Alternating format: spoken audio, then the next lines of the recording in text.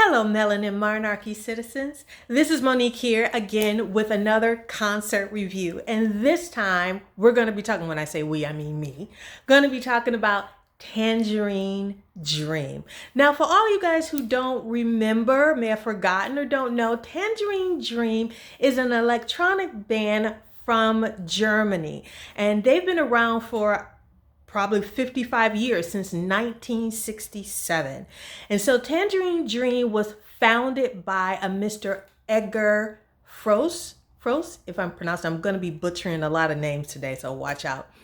Founded by Edgar Froese back in 1967, and they really didn't gain traction until the early 70s, but they've been around for a long time. Now, unfortunately, the original lineup, including Edgar, are no longer with us. Edgar transitioned back in 2015, but he left his legacy to a Mr. Thorsten, if I'm pronouncing that right, Thorsten, who's been traveling with Tangerine Dream as a band. They have a recent lineup for the past 10 or so years.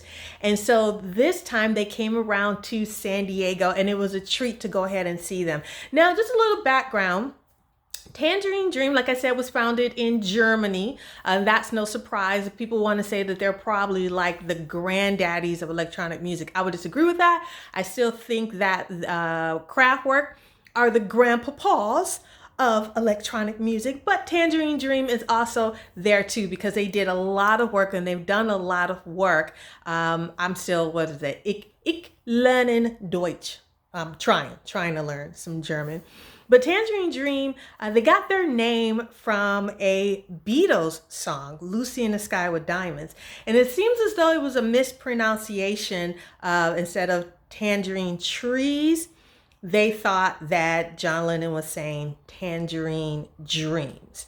So that's what happens when you do a lot of drugs in the 1960s. I'm not saying Edgar did drugs, but he did mispronounce it. He thought it was tangerine dreams and it was tangerine trees. Now, I just want to talk a little bit about Lucy in the Sky with Diamonds. Lucy in the Sky with Diamonds, according to legend, it was banned in England for a little bit, but because they thought it was a reference to LSD, Lucy in the Sky, LS with Diamonds, D.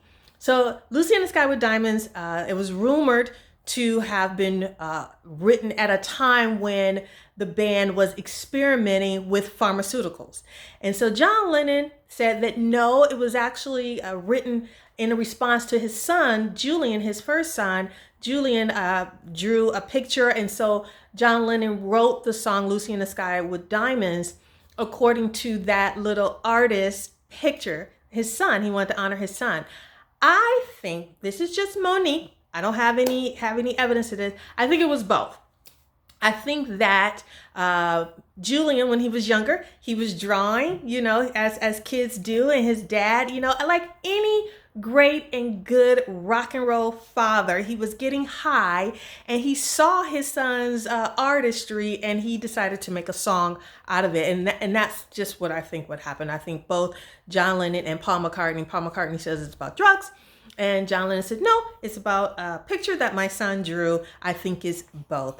And you know what? I didn't even realize that the Beatles had sung Lucy in the Sky with Diamonds. My first introduction to that song was from a wonderful and amazing singer who is no longer with us, and that's Miss Natalie Cole. And if you guys haven't heard her version of Lucy in the Sky with Diamonds, I highly suggest that you check it out. She did a live album back in the 1970s, and my mother owned that album, and she would play that album quite often. I actually saw Natalie Cole when I was a little girl. I went to go see her back in Detroit, and she was phenomenal. I remember, even as a little girl, I remember her being phenomenal. She, again, is no longer with us. And she did an amazing version of Lucy in the Sky with Diamonds.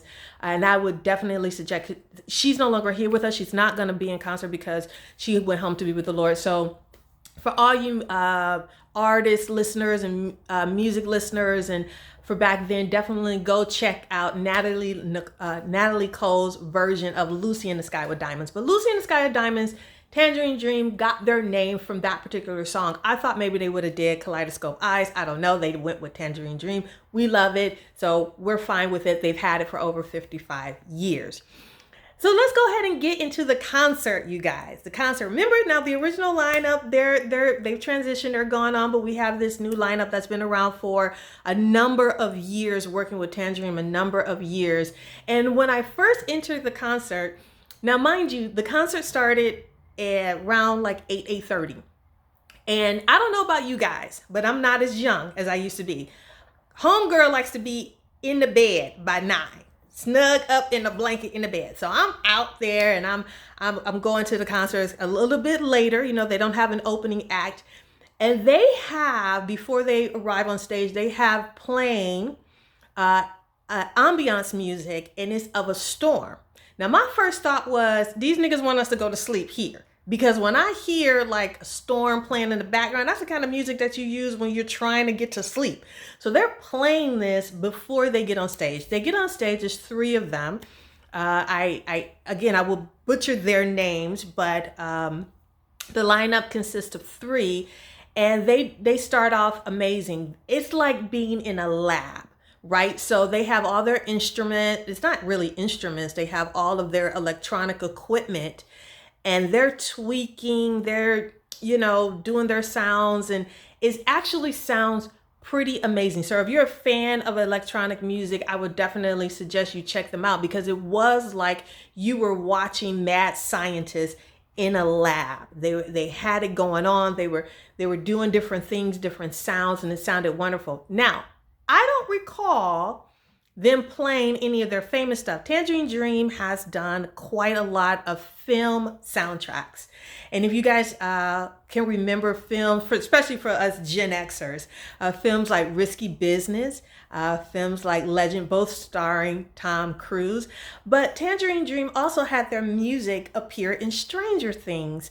So if you guys are a fan of any of those films or that particular show, I'm pretty sure you've heard Tangerine Dream and you just did not know it. So here we are. We're watching them as an audience, and they're performing. They have an electronic violinist. They look like, to me, they look like they were having a great time performing. Okay, I'm not sure why they don't have a huge fan base in San Diego, but they looked like they were having a great time. So they went on for a while. I want to say almost 2 hours. They did their encore. Now, when they did their encore, they came back out and they had a gentleman by the name, I believe, of Steve Roach. And Steve Roach is a native Southern Californian. I believe he was born around San Diego, California, and he specializes in ambiance music. So he joined them on stage. And I got to tell you guys, I think they turned their back on us and just was playing with themselves. They were just playing. I mean, they were tweaking and doing all kinds of things for the longest. And here I am. I'm like, okay, you guys, it's late. Mama is ready to go to bed, but I'm enjoying this music. So let's get to it. And they're still doing their thing. It kind of just seemed like a jam session. You know how people just get together and they just jam, and there's like no rhyme or rhythm to it. They're just going at it. And I was like, okay, all right, what we doing? What we doing? But it was nice. It was great. It was nice. It's just, I like a little bit more structure. I like, especially when you don't have a singer, right? So you're just listening to music. So they were playing kind of like an electronic orchestra. That's more of where I would place them now. Other people will agree. Hey, you guys, if you disagree with me, come on, bring it, disagree with me, tell me what you think. I ain't scared. But anyway, I am so glad, because I wasn't sure if I was gonna be able to go see them, and I'm so much better that I did, because I learned a lot, right? Again, I don't think that they played any of the music from their films.